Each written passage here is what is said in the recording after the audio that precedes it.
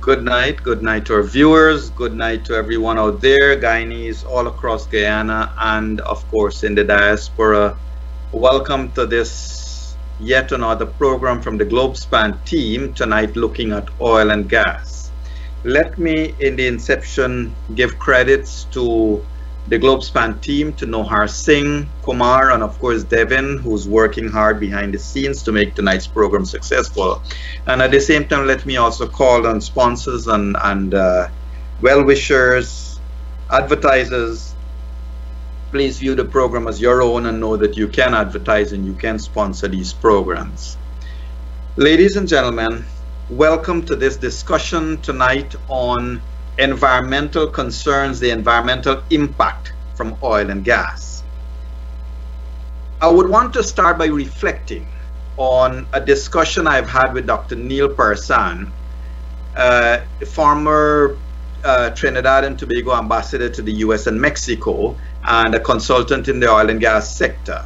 Last week, Monday, we had a discussion with him, and we had a discussion on many years with oil and gas, but two things stood out.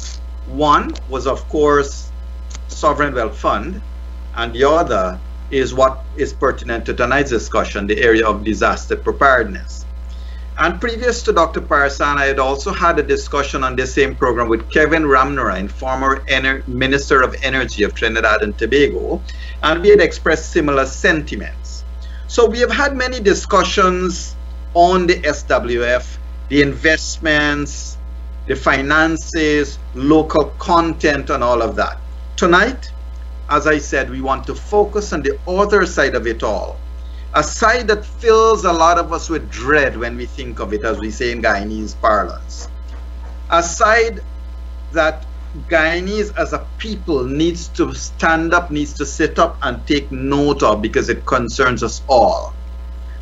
You see, ladies and gentlemen, many of us thought and have been thinking of oil and its immense financial benefits to Guyana.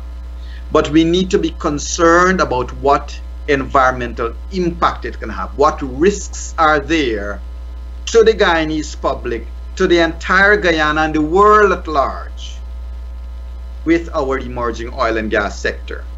As I said, most of us are concerned mostly with the finances, but tonight we want to look at also the environmental impact.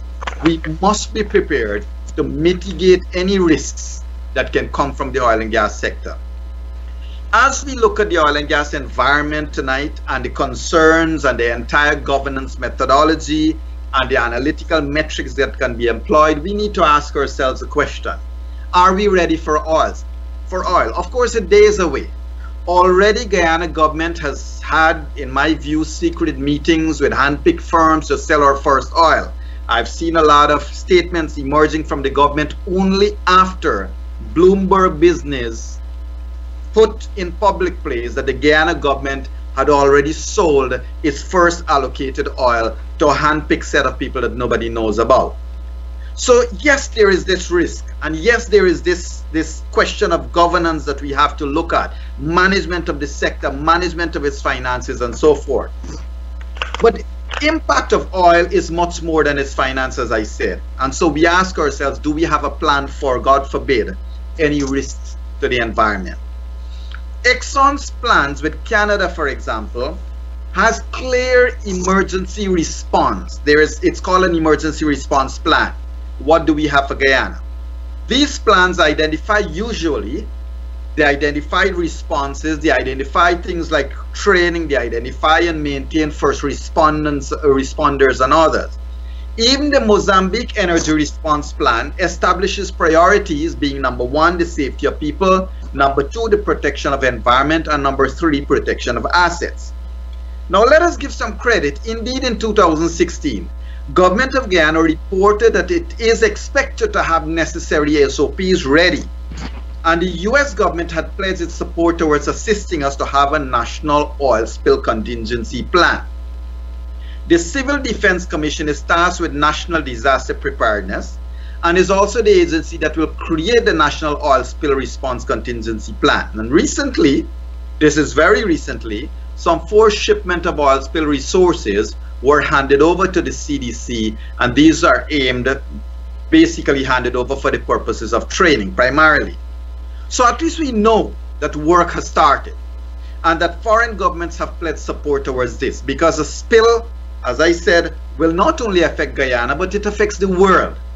So the key aim of tonight's program, ladies and gentlemen, is to have a discussion with our panelists, knowing that the environment is ours. It's all of our business. It belongs to all of us.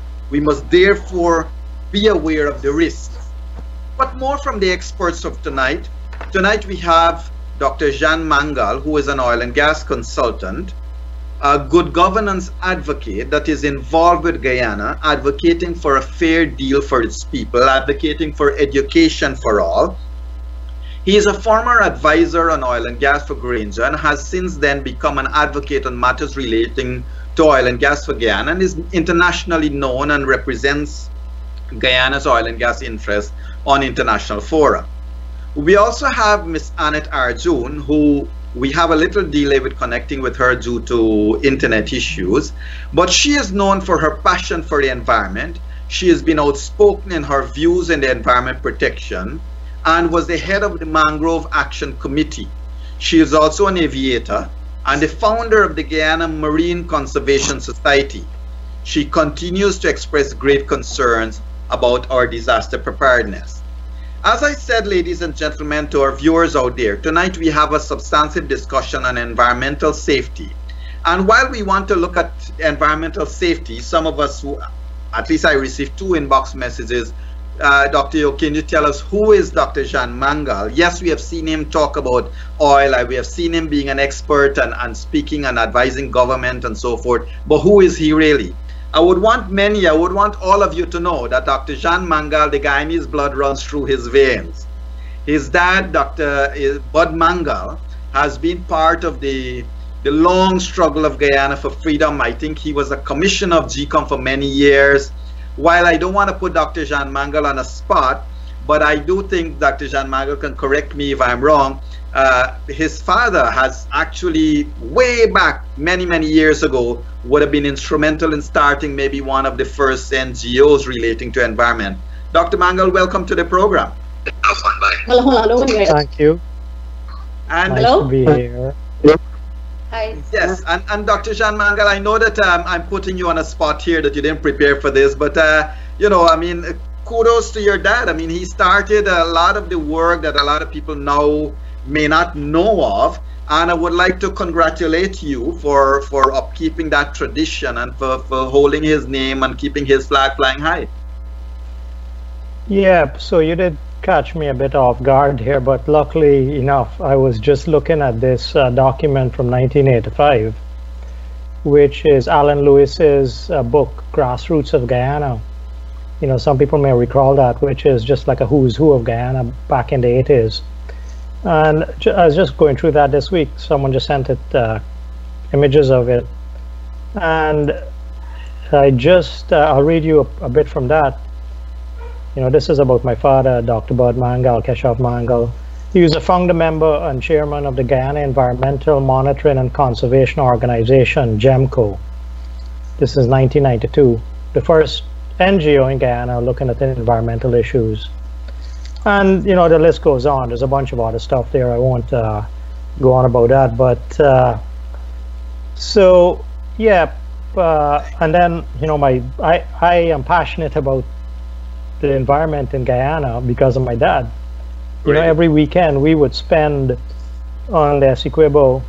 We would, because he was an avid fisherman and outdoorsman, you know, we would spend on the Essequibo, launch off at Rockstone, and spend the weekend there, you know, with, and actually this is where part of my connection to David Granger is. His brother, Frank Granger, was one of my dad's best friends.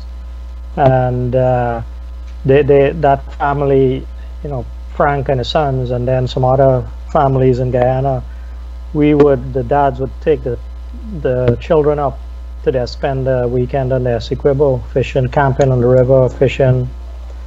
So that's where that beauty of Guyana kind of, you know, got into me. Beautiful, right? Yeah, thank you for that. I mean, a lot of Guyanese don't know that you're really more connected than you appear to be through blood. You know, as we say in Guyanese, Creole is navel string kind of joke here, right? And I see Miss Annette Arjun has finally joined us. So welcome back. I know you've had some connection issues. In the intro, Miss Arjun, I said that I said to our viewers that you have been working with matters relating to conservation and the environment for many years now, and you have been an advocate on the environment. So in a few, for a few seconds, can you tell us as an introduction, tell us a little bit about the Mangrove Project and the Guyana Marine Turtle Conservation Society. These have been your pet projects. All right, so in a nutshell, I've flown the length and breadth of Guyana, and basically I used to fly an Englishman out to Mabaruma every year. So one, I decided to ask him if I could go and see what it was he was doing in Region 1, and he took me to Shell Beach. I saw my first green turtle that night, a 400-pound, amazing gentle giant. It was love at first sight. And then I basically became his informal sort of collaborator. And in 2000, I founded the Guyana Marine Turtle Conservation Society, where I was basically partnering with Dr. Peter Pritchard, with the crew on the Shell Beach, Audley James, Romeo de Freitas, to do the sea turtle program. In 2000, I decided to formalize that through forming the NGO. And in 2004, we were asked by the Environmental Protection Agency to lead the process of turning Shell Beach into a protected area. So when I started out doing the sea turtle conservation alone, we widened our mandate to actually ecosystems protection. And then as a consequence of my 10 years of working at Shell Beach, the previous administration asked me to chair the Guyana Mangrove Restoration Program in 2010. That was a 4.5 million euro program funded by the government of Guyana, the European Union, under the EDF. And we basically restored 11 kilometers of mangroves, and it had various components. So you were talking about navel string earlier. Well, my navel string was buried in Shell Beach and remains in Shell Beach.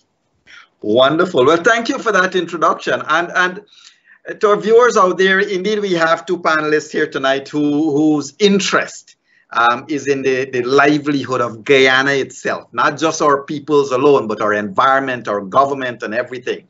Let's get on with our business for tonight. Now, to our viewers out there, to put this in perspective, look, the Latin American Advisor publication has said that Guyana is expected to grow over 80% next year, as compared to the 4.4% this year.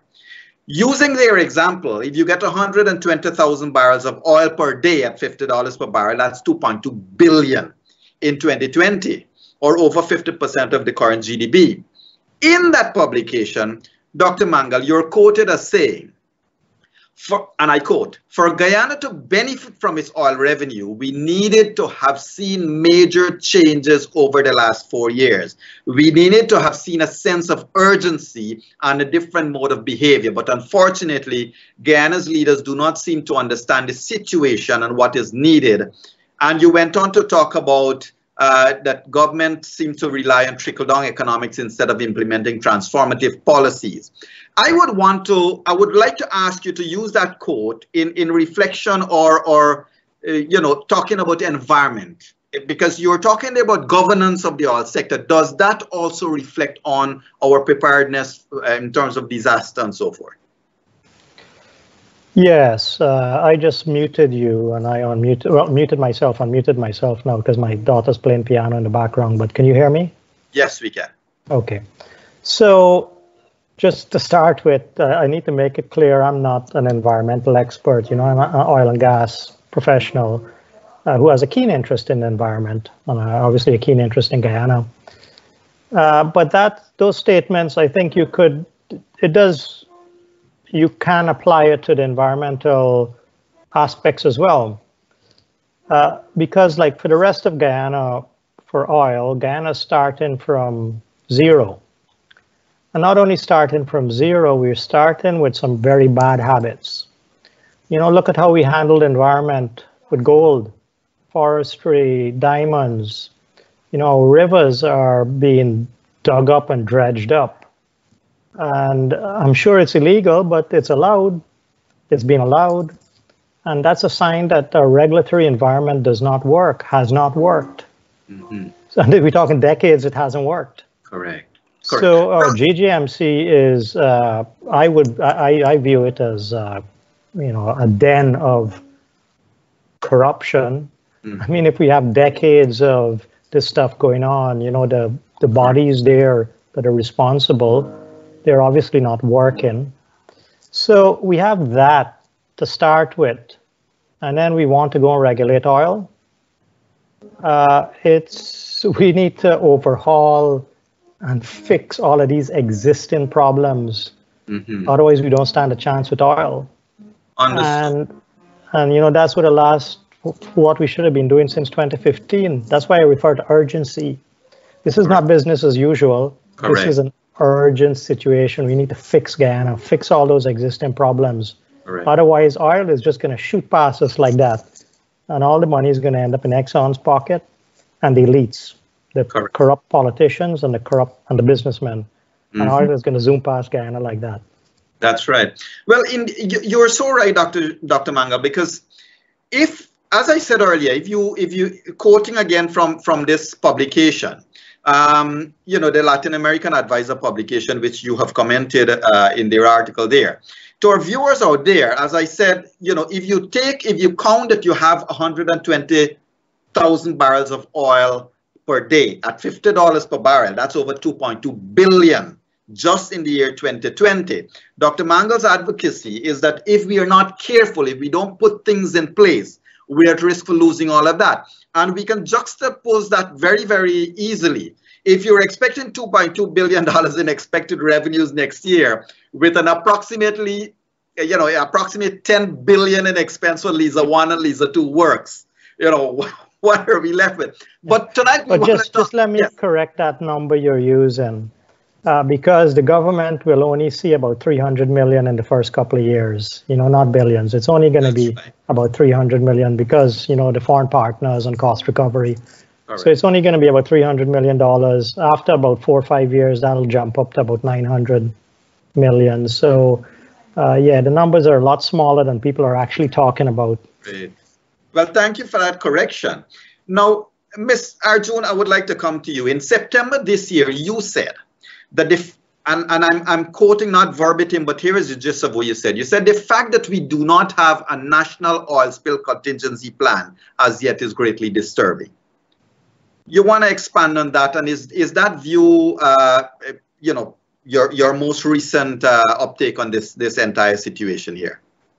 I'll answer that, but before I do, I just wanted to add briefly on what Jan just said, and to put it in context, you know, in terms of us managing the diamond and gold industry, the terrestrial resources, that we don't have to wait on permission to go and monitor.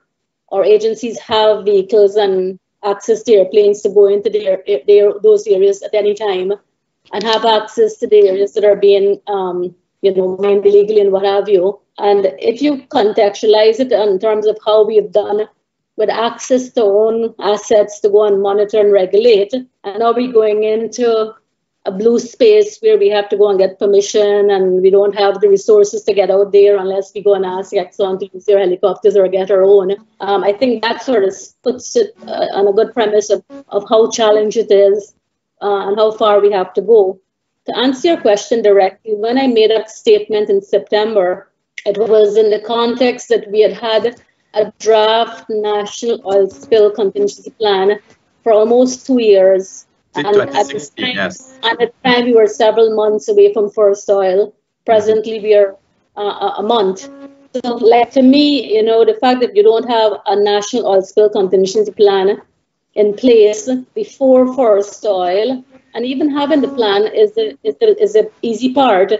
Getting the resources to be able to, you know, implement that plan is where the big effort has to be made. Absolutely. And then, of course, you have to have the training and the drills and all of that. Correct. So, yes, I remain just as concerned that it's yet to be, you know, an official plan that is mining, and still have a lot of ways to go in terms of training as well. Correct. Well, let me quote one of the national newspapers that have said as follows, and they're quoting an EPA study. Quote, while an oil spill was possible or is possible, factors such as the location of ExxonMobil affiliates operations combined with the region's water temperature would minimize the effects. This is Guyana Times, September 1, 2019. What's your reaction to this? Is me? Yes. Okay, so, well, you know, when you look at the environmental impact assessment, and even in the areas where they have impacts as negligible, or possibilities as negligible, you could have a negligible possibility, but if it does impact your resources, it could have a magnitude of huge proportions and you know, almost not able to reverse those impacts. So I mean, here again too, I mean, context matters, you know. So yeah. In terms of the statement that you just read, I can't say that I've seen it, but I do know that we have a major challenge where we haven't had baseline studies done in its entirety, and you can't, in my opinion, manage or monitor something that you have not measured. So if you're starting with these very contentious sort of baselines, we're already starting off on a very weak foundation for monitoring what we have. And I was actually looking back at the environmental impact assessment for Liza 1, Liza 2, Payara now, and our collective review and feedback. And you could almost see that in terms from 2017, 2018, this year, a lot of what we had stated before is repeated again because those baselines and other remedies remain outstanding. Mm-hmm. Well, thank you.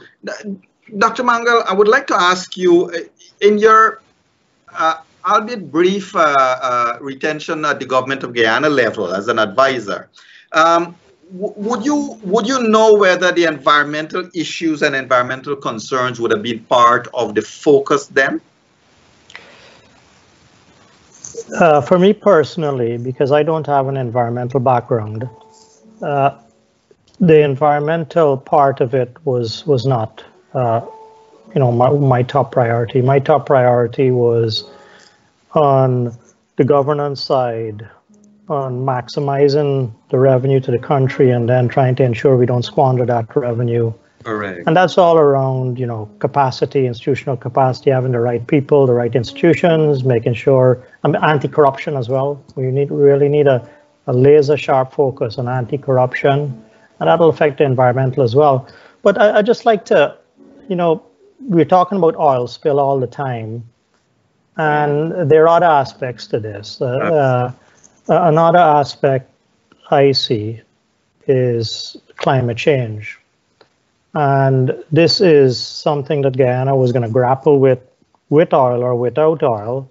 Now we have oil, it's even more pressing, and we seem to be ignoring it completely. But that we can talk about that a bit. But on another point, getting back to what Annette was saying about, you know, the regulations and the policies and stuff. You know, look at that BP spill in the Gulf of Mexico in the US. What was the penalty for BP and where did that come from? The penalty came from the people because the US is a well-run country. Mm-hmm. People are not going to take that devastation being inflicted on them. You know, it wasn't about policies and stuff. It was about people saying, no, you got to pay me. You got to be penalized. Right. And that's a strong country. You know, the USA doing that. If a similar spill happens in Guyana, it doesn't matter what policies and what procedures we have.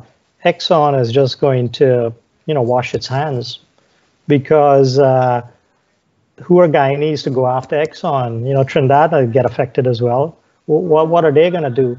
So a lot of this response we're seeing around the world now to spills and the devastation is due to public reaction and empowered people being able to take these companies to task. Right. Now, we don't have that in Guyana. Gotcha. Can I add though? Yes, sure. Jan, also with the Deepwater Horizon, there was also third-party insurance, right? Independent insurance, with a mechanism that was very, I guess, effective in kicking in. So in our case, where you have had in the 2016 renewal of the agreement, where you've had the self-insurance clause inserted, which makes it very challenging for me to go and say, okay, I'm a fisherman and my livelihood is affected. Can I please be compensated?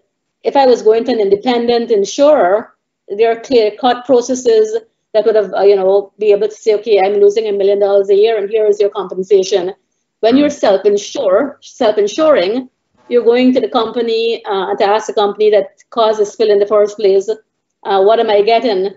So here again, up to present day time, there's been no conversation around the compensation process. We know that fisheries contributes over 3.2% to our GDP, but more importantly than that, it provides employment for almost 30,000 Guyanese. In this day and age where we're losing jobs by the thousands annually and counting, that is a very important sector, in addition to, of course, our main source of protein and the export market and all of that. So here again, to 1 month from first oil, if I were a fisherman, I'd be very angry and upset that I'm no clearer as to what is going to be involved if my livelihood is impacted.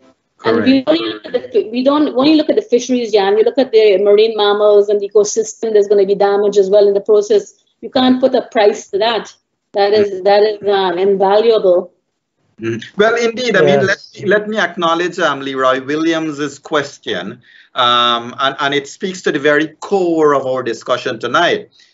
His question is that if Guyana do ever get an oil spill, how can we protect our marine species, and how quickly can Guyana clean that oil spill up? I've seen many countries who have had oil spill, and it takes them years to clean it up. So that's the core of a lot of people's concerns on this, isn't it? You want me to go? Yes, sure, Dr. Mark. So I completely agree with Annette. Third party is necessary for insurance. We don't want to be going to Exxon for everything. That's what Exxon wants, because they want to be in control. But the third party for the insurance is critical, and for it to be a reasonable level of insurance as well. I believe there's been some changes with that recently, but Annette could probably fill us in on what's happened with insurance. On the fisheries, Guyanese fisheries, just like we look at gold and diamond before, Guyanese fisheries have been exploited, badly exploited. We don't have the data. We don't know who is fishing out there. I'm talking about big commercial fisheries, a lot of them from Asia. We don't know who is out there. We don't know what damage they're doing. It's not regulated, it's unregulated. So our fisheries are already suffering. Our natural resource of fisheries are already suffering. Anything from oil, it's similar. We don't have the data. We don't know what's going to happen. So we need assets out there. We need monitoring. We need surveillance. We need a baseline. I think there are big issues with the baseline. Annette can probably talk about that as well, the baseline for the environmental, for LISA 1, and probably for the other ones as well. Like a lot of these projects in countries like Guyana, people don't really know what is out there. Right. So when something gets damaged, you don't know what to compare it to. Well, was it damage from here to here? Or so we need that baseline. All right. Well, Ms. Arjun, before I allow you to comment on that, let me add the following. The CDC has received a set of instruments and oil spill equipment for them to have training on the way. So we do know that since 2016, going to your point earlier, there has been talk at the government level. Good for them. There's been talk about preparedness for disaster and stuff like that. However, as we all know, the government alone cannot do it. And we shouldn't allow them to, because governments are a matter of political expediencies over, the interest of everything else. Do you, as an environmentalist, as an advocate, do you envisage that there will be NDCs, persons like yourself, who will create independent bodies that will monitor things? So just to add that the Civil Defense Commission is the focal agency for disaster risk response, including oil spills. Correct. And the head of the CDC, Captain Craig, Colonel Craig, he is doing the best that he can with the limited resources he has at his disposal. And I do know that he is trying to have also the volunteer groupings, and they've been training persons from the agencies. But let me go back again to the Shell Beach Protected Area. This is Guyana's only coastal protected area. And ExxonMobil's own oil spill modeling is showing that if there's an unmitigated oil spill, it will impact the northwestern part of the Shell Beach Protected Area as well as the Orinoco Delta. So in addition to the thousands of persons that they're claiming that are being trained in Georgetown, I have been saying since LISA 1, 2017, LISA 2, 2018, Tayara 2019, we need to have a first responder of the local communities that live out in and around the Shell Beach Protected Area. So for example, if you had some of those communities trained in the basics of oil spill response, you have some basic equipment there at the Coast Guard Center at Marijuana, for example. Between the Coast Guard, the people in Region 1, the Shell Beach communities, at least you have some capacity there.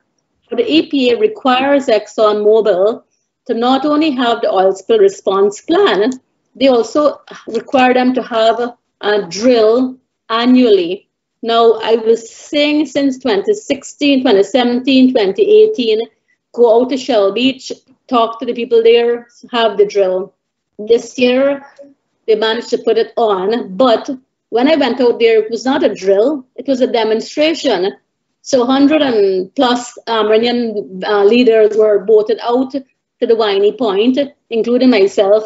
I went out to the CDC, and instead of seeing a drill with the boats struggling with the currents in the Winey River, 4 knots to lay the booms, the team had gone up before and strung up 2 booms at the side of the river. Okay. And we were basically going to be at the and that is not good enough. So here again, too, so many years and we have not had a drill. This is just unacceptable.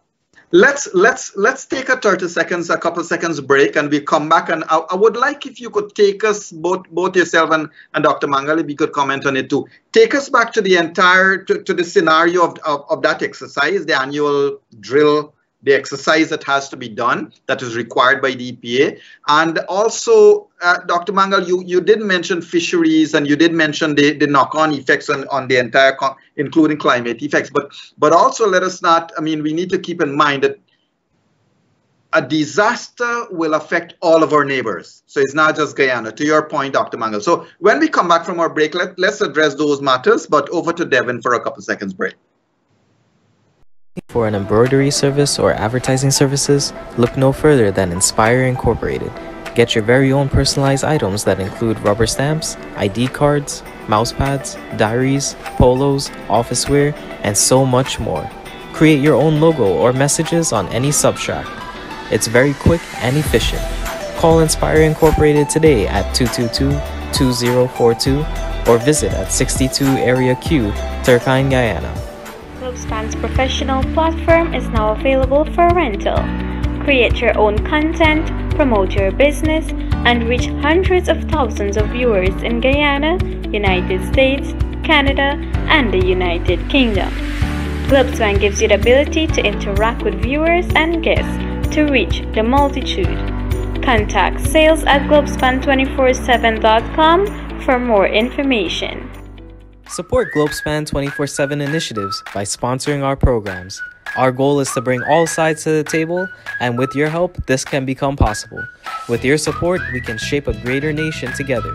Contact sales at globespan247.com for more information, or inbox us on Facebook, Instagram, Twitter, and LinkedIn. Welcome back, and let me just put this in perspective before I hand over to Ms. Arjuna and Dr. Mangal to take the discussion forward. A lot of viewers may not remember, but Guyana's first taste or last taste of an environmental disaster was actually a cyanide spill in 1995. And we were all very concerned when that happened in the gold mining area.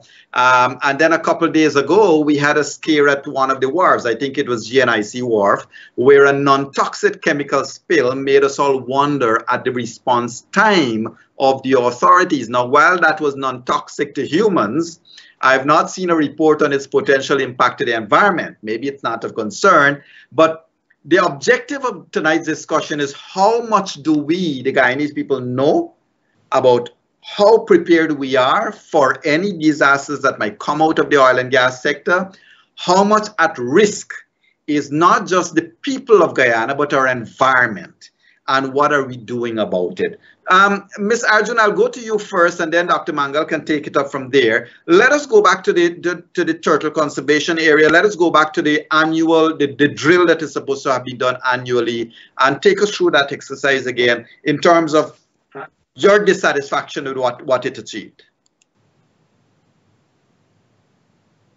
Okay, like I said, the Civil Defense Commission has been training several people on the man-made Splashmans Lake, which is a glass-like surface with no wind, no weather.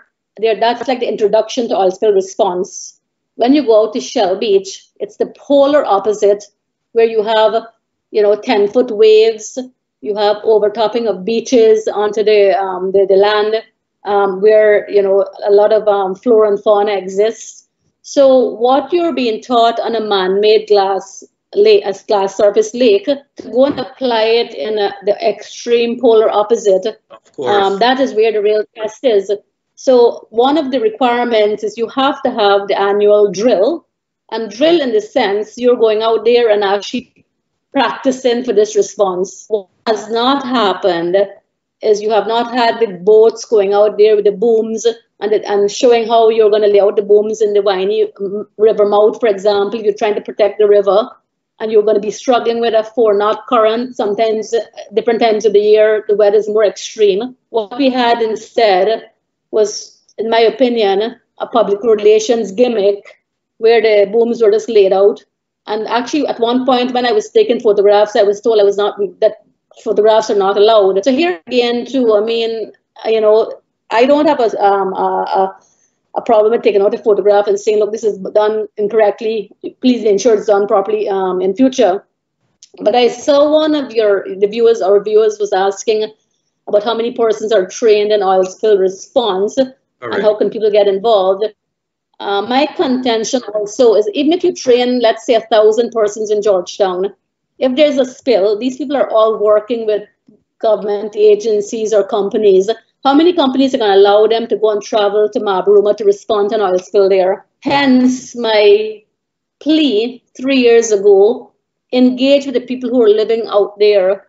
Those indigenous peoples, the Arawaks, the Caribs, the Waraos, they are the best stewards of their environment. They are the best guardians of their coastal area, that they exist from the fish or the resources they use. Use them out there as the first responders. Give them the training, give them the basic equipment to respond with. Go there and consult with them, educate them about oil and oil spill and the implications. And this in itself is correct. We seem to that's free, prior, and informed consent. Sorry, I'm not hearing you anymore, Yog. We're hearing you. You're a little lagged. But meanwhile, your system is probably catching up on us.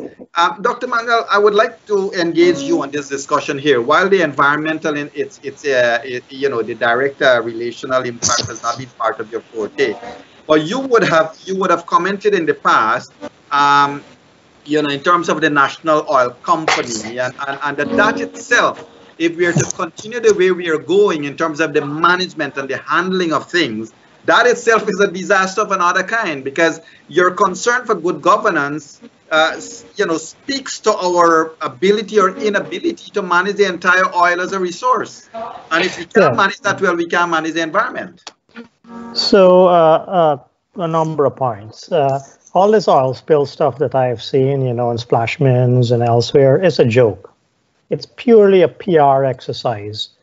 It bears no relation to what will happen if there's a major spill. If there's a spill of a couple barrels or 100 barrels or even a couple thousand barrels, yeah, you might be able to deal with that with what we've seen, in Splashman and stuff and in the news. But when you get a big spill, look at the Gulf of Mexico horizon, look at all the assets, look at all the vessels that were brought in just to address that, and they couldn't address it. Right. So, what we were seeing in Guyana is PR, it's pure PR. It's a joke. From anyone in the industry like me, you're looking at that, you just think it is a complete joke. But, this is not a criticism of this government. If it was if the opposition or another government, it would be the same. I suspect it's just the same. So it's a country which is unprepared, and it's trying to pretend it's prepared, and it's not actually trying to prepare itself properly. And, we kind of seem to be pretty negative, a lot of us. I get accused of being negative. But when you look at the solutions, if we start looking at the solution space on what is needed, what we need is, we're not going to get some leader coming along who's going to fix everything. Guyanese need to take interest. Guyanese need to keep asking questions. Guyanese need to stand up. Guyanese need to get onto the streets if necessary. Nobody is going to protect the environment for them. They need to do it themselves. So the solution space is around transparency, getting the data out there so Guyanese people can work with it. Having open government like the Department of Energy, it should be open. Minutes of meetings should be published. I drafted the proposal for the new Department of Energy, and I was quite clear, this needs to be a beacon for the rest of government in Guyana around transparency. The field development plan should be published. There's no reason not to publish them. There's nothing secret there, but they're not. That's so, right. It's the way that we need to improve things in Guyana overall is open government, transparency, getting people involved. And another thing on the environment and where you really make the impact. We get spills and mistakes for probably two main reasons. People cutting corners during design. So when they're designing this FPSO, they cut corners, like SBM. It's their FPSO, so they may cut corners to save money. And then on the operational level, day-to-day operations, people cutting corners. But we have not gone and interrogated the design, the FDP, the field development plan. The government does not have the capacity to do that. They didn't hire the right people to do it. So we don't know if SBM and Exxon cut a whole bunch of corners in the design of this FPSO, and then we're going to see the effects of that in terms of spills later on. Correct. So, in the oil company, when I worked there, we spent a lot of time during the design stage to try and erase all of these things. Of course, it comes at a cost. Nothing is free, but you got to get a good balance. But I worry that the country is not keeping enough. Correct. And doing the checks and balances on Exxon. Well, just before you come in, Ms. Arjun, to your point, you did make a very, very, among many of the good things you have said, past and present, one of the things you said in 2017 was that Guyanese need to realize that oil and gas policies must transcend elections. Now, these are two elections we are at. The last election, oil and gas suddenly became a matter that became an electioneering matter. And now again it is. But we as a people, to your point, need to rise up and realize that this is our thing. It's not the politicians' thing. And Dr. Mangal, I'll tell you, show after show, every week I'm here and I'm calling on my Guyanese brothers and sisters. It is not the government that runs this country. We, the people, must realize it is us that must put or take governments out. Ms. Arjun, to your point, you were just going to make a point. Yeah, to add what Jan spoke earlier about cutting corners, he mentioned earlier about, of course, the environment is not about just oil spills, it's about climate change as well. So the last GPEX conference, I got up and I asked the question when one of the people from Exxon were presenting, how much climate resiliency is taken on board in your design of these oil and gas assets? And I was thinking more particularly in the years ahead when it's time to come and decommission, for example, right? So all the decommissioning protocols right now would be in last decade or present day context. We know that every year we're getting more and more extreme weather because of climate change. So for example, the engineering you might have had for 5 years ago, deep waters, might not be as resilient in our extra deep waters with all of the impacts we're seeing with extreme currents, extreme weather, etc. And I got a real fluffy sort of an answer, not a straightforward, clear-cut answer. So here again, too, as a citizen with generations of Guyanese who are going to deal with the decommissioning, do they have the climate resilient engineering that's going into whatever the commissioning protocols are going to be put in place? And I remember being aghast in one of the earlier environmental impact assessments when I read that Exxon will be advised by the GGMC on the modalities of decommissioning. We don't even know about oil and oil engineering. How are we going to advise about decommissioning protocols? But coming back though, if I could just touch briefly, we'd focus in on about oil spills alone, but I want to focus on two other impacts if you'd allow me the time. Sure, please. Good. So here we're looking at the 3 projects so far, and it's amazing that Exxon has gone ahead and ordered the additional FPSO without their developmental plans even being approved. And that sort of speaks volumes on who's really calling the shots in Guyana right now. If you're going to go ahead and front load on an asset and you haven't even been had your development plan approved, much less what they're going to comply with in terms of environment. So here you're going to have right now increased supply vessels, presently increasing as we speak. The marine mammals that use our waters as their migratory corridors, coming from offshore Guyana, Suriname, going to Brazil, whatever, that increased marine supply vessel traffic will impact on those marine mammals and the migratory corridors they traverse. How are we managing that? And I saw in the EPA's guidelines, actually, that it was very clear that in addition to the Exxon's consultants' studies, they also needed them to also collaborate with the supply vessels, captains, and University of Guyana researchers to get more additional baseline of a wider marine space, because these environmental impact assessments are only dealing with the little footprint around each project. So you're having a project 190 kilometers offshore, and you're just doing your impact around that project space. But what happens from there to shore? What happens to that big, vast space where all of the marine mammals will be impacted? Then you have the secondary concern of the hazardous waste that's being generated. Again, it's only dealing with one project at a time, but when you have that cumulative hazardous waste, when it's being brought ashore, their own environmental impact assessment is saying that presently the Higbosh landfill doesn't have the capacity to cater for hazardous waste over the next 10 years or 15 years. Right. Where is that hazardous waste going to end up?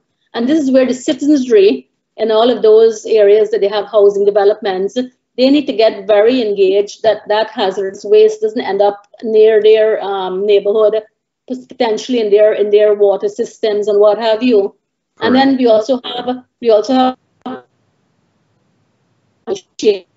the purchasing of the fuel and the sale of the fuel. Every time a tanker comes into the waters to collect a load of fuel, they're discharging 1 million barrels of ballast water. So for example, we know that China's waterways are some of the most polluted in the world.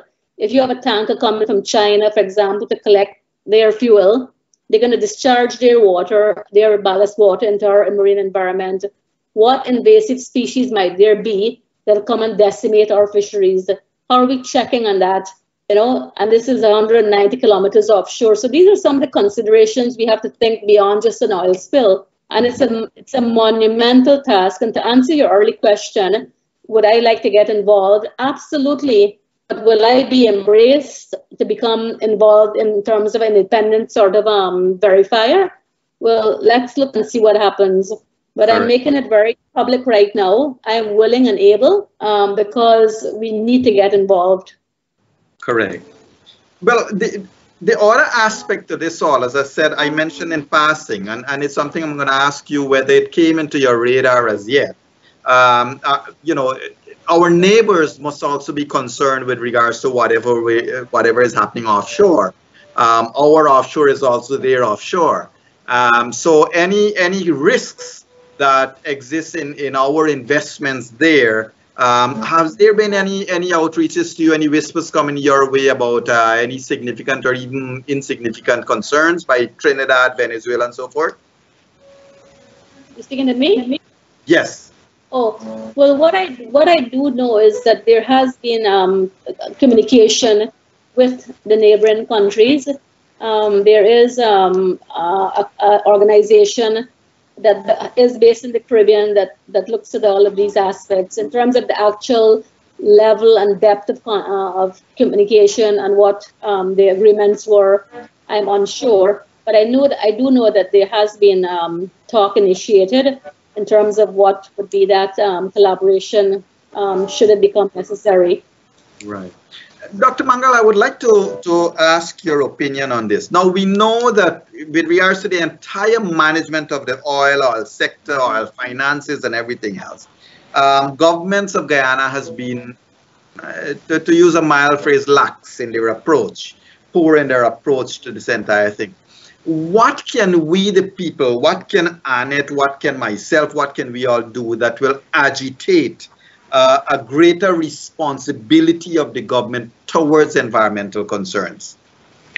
So I think first, yeah, you can hear me, right? Yep, I'm unmuted. Yes. We need to be realistic. You know, we're not going to, any economic development endeavor will affect the environment. We can't extract oil and not affect the environment. We will. So the issue is minimizing that impact. We're not going to eliminate it. Will we have no spills? Can we guarantee we have no spills? No, there will be spills. But it's a case, again, the harder you work, the more money you spend, the less spills you're likely to have. If you do nothing and sit back, kind of like we're doing now, the likelihood is you're going to have more spills and more severe spills.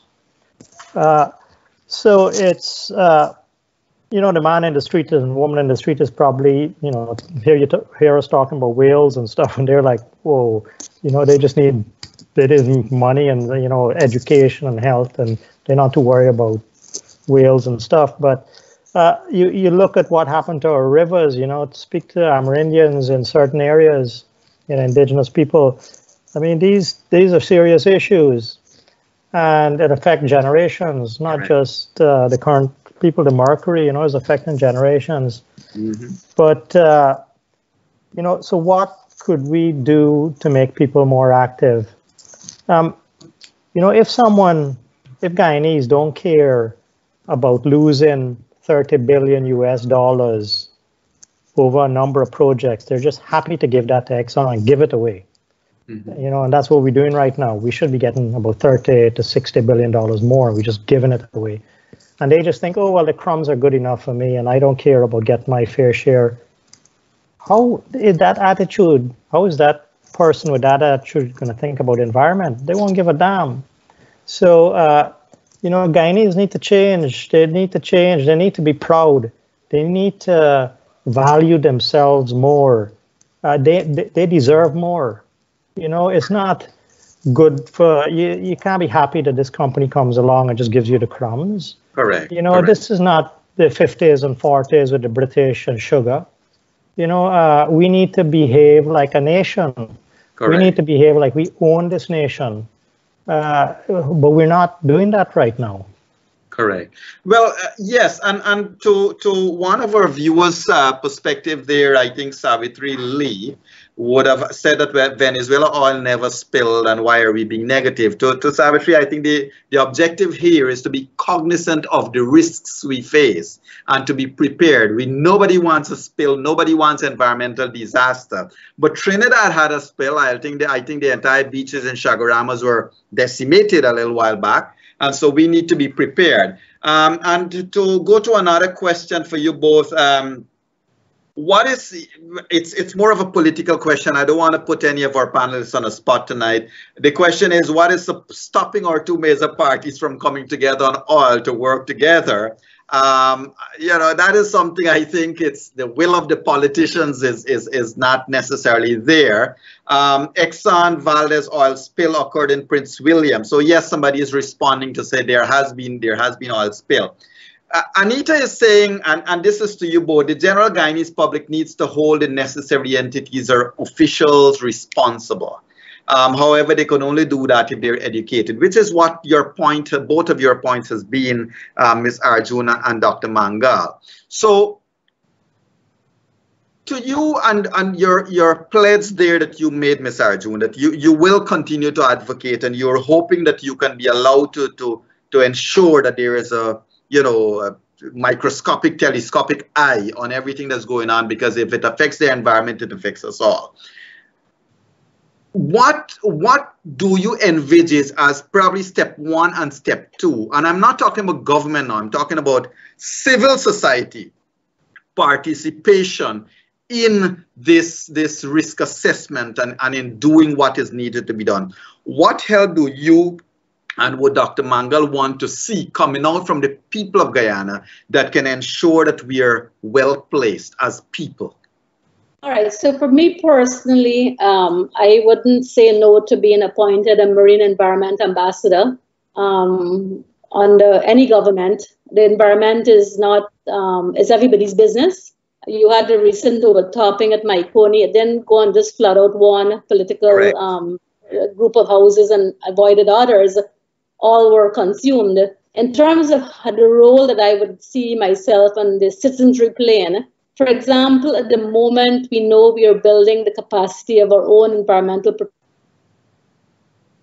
to monitor and regulate this sector. I think what is needed right now is to have an independent international presence to help our Environmental Protection Agency grow from strength to strength. And in addition to helping the EPA, we could also have the involvement of civic society like myself and other interested persons, whatever skill set they might have, to also be part of that whole process towards building our capacity together.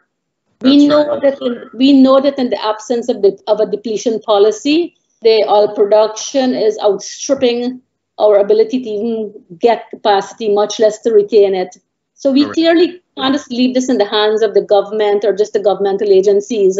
It has to be a true partnership in the truest sense. So in terms of civil society, I want to remind everybody that this oil resource belongs to every single Guyanese. You just don't lay back and leave it in the hand of the politicians to decide how it should be utilized and either benefit you or not benefit you. So I think Guyanese need to get very comfortable with speaking out about their resources. Imagine this is in your backyard or your bank account. It belongs to you. And who is better to ensure that the servants that we elect to put there to govern us do what we think is necessary in terms of managing it correctly.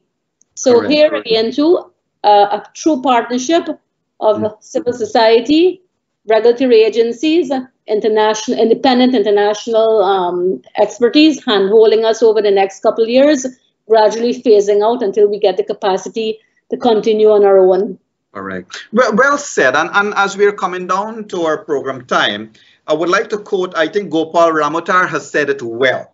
All necessary precautions must be put in place in case of oil spill, because it can be very costly if one happens. However, what our panelists, or viewers out there, what our panelists have expressed tonight is, concerns for the environment with regards to oil does not only relate to oil spill. It relates how are we measuring the impact of drilling, the fact that oil drilling is taking place, what measurement is being done on that impact on marine life, on the seabed, on the shorelines, on everything. And both Dr. Mangal and Ms. Arjun and I am joining their plea to the entire Guyanese public. This has nothing to do with politics. We're not beating up any party. We're not beating up any politician. Oil is our business. This country is ours. And we got to come together, regardless of the politics of this country, to ensure that our environment is being protected. Because as our panelists have said, when one of us get touched, we're all touched. When one home is affected, we're all affected. If, God forbid, something is to go wrong, the entire Guyana will suffer, and not just Guyana, our neighbors too. The South American continent will be at risk. It's been a pleasure to have you, Dr. Mangal and Ms. Arjun, on board tonight to discuss our concerns with regards to disaster preparedness, environmental impact, and so forth. I would like to invite you in the future again to continue this discussion. And Dr. Mangal, I would like to come to you first for your closing thoughts, 30 seconds. Yeah, sorry if there's some background noise here, but kids and dogs are running around.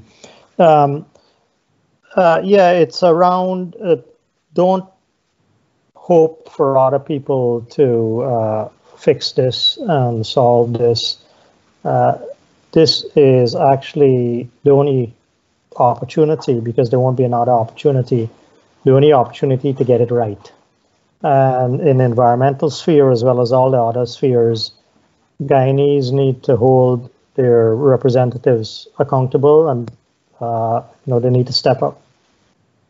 Thank you. And thank you so very much, Dr. Mangal. Ms. Arjun, your final thoughts as we wrap up tonight's show? Well, first of all, Jan, it's a privilege to be on the same panel with you. And please, can we work towards making this like a monthly feature, every third Thursday or something, so people know Oil and the Environment is coming on at whatever time. I want to also echo Jan's words, Yog, that Guyanese have to get very comfortable and confident about speaking about this resource that belongs to all of us, right? Without any fear or free from fear. This is the only way I think we could really look at moving forward, whether you're interested in how the revenues are being spent, how the environmental safeguards are progressing or not. And I think this is something that we have to look at, making sure that the environment is front and center. And I would want to say that a good place to start would be to put aside a percentage of the resources to go strictly for the environment, whether it's the regulatory agencies or civil society, because we cannot do it on a wish and a hope. And sometimes, talk is good, but talk is also cheap.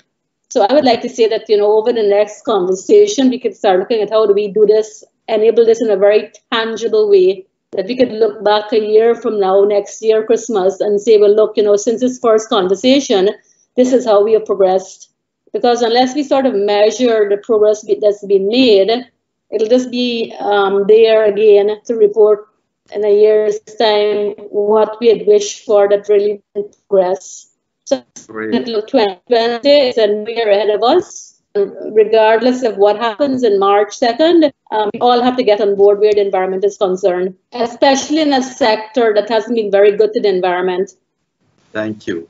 Well, Dr. Mangal, Ms. Arjun, thank you so very much for being here tonight. To our viewers out there, let me say to you that as one of our, I think Mr. Tiger Khan said, that our Guyanese public have to do more to make our leadership understand the need to change the way of thinking. It's not a stupid question at all. It's something that Dr. Mangal has been advocating for many, many, many months now, that we, the Guyanese people, have to stand up and show and insist that our politicians change the way they think about this sector. And you look at our show last week when we had Dr. Neil Parsan, we discussed the Sovereign Wealth Fund. We discussed local content and all of that. I'm certainly hoping that we can do this. And Ms. Arjun, I'm certainly hoping we can do our discussion with you and Dr. Mangal again in the future and make it a feature. To our viewers out there, let me also invite you. Wednesday night, I'll be back. And this time, I'm going to have some of the new parties in Guyana. There are 3 new parties in Guyana that have women as their leaders, their presidential candidate being women. And it will be an interesting Wednesday night coming up as we are inviting these 3 women leaders to share the panel with us and to talk about politics in Guyana. Dr. Mangal, thank you for being here. Ms. Arjun, thank you for being here. To our viewers out there, this environment, this Guyana belongs to all of us. Let us care it as if it is our very own, because it is our very own. Good night all. Good night to our panelists. Good night. Thanks to Devin, Kumar, Nohar Singh, and all of the team tonight. Good night, everyone. Thank you. Thank you.